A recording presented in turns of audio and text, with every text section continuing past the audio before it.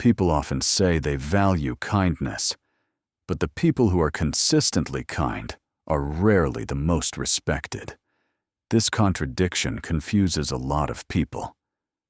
You notice it at work. You notice it in friendships, sometimes even in families. You're polite. You're accommodating. You try to be fair. And slowly, something shifts. People interrupt you more. They push boundaries. They take liberties they wouldn't take with others. You didn't change your values, but the way people treat you did. The unspoken rule is this: kindness without boundaries is often interpreted as weakness, not because people are cruel, but because people subconsciously map behavior to power. Human beings are constantly, often unconsciously, assessing risk, not physical risk, social risk.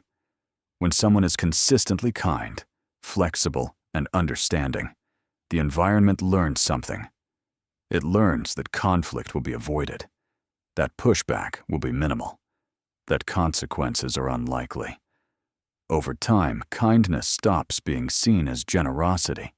It becomes predictable, and predictability lowers perceived power.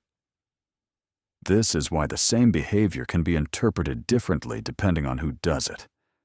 When a high-status person is kind, it's seen as choice. When a low-status person is kind, it's seen as obligation. The behavior is identical. The interpretation is not. This is also why people often respect calm firmness more than emotional sincerity. Firmness signals, I can tolerate discomfort. I can withstand tension. I don't need approval to function. Kindness alone doesn't send that signal. And again, this isn't about morality. It's about pattern recognition. Social systems reward signals, not intentions. There's another layer people often miss. Many people feel safer around someone who has visible limits. Boundaries reduce ambiguity.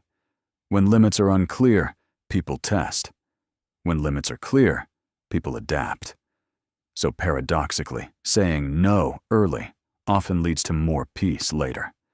Not because people like rejection, but because clarity stabilizes the relationship. This is why people often respect those who are selectively kind more than those who are universally accommodating.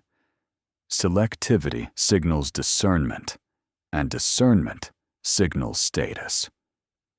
Once you understand this pattern, kindness stops feeling naive. You realize it was never about being less kind. It was about being clear enough that kindness remained a choice, not a default others could exploit. And that distinction quietly changes how people respond to you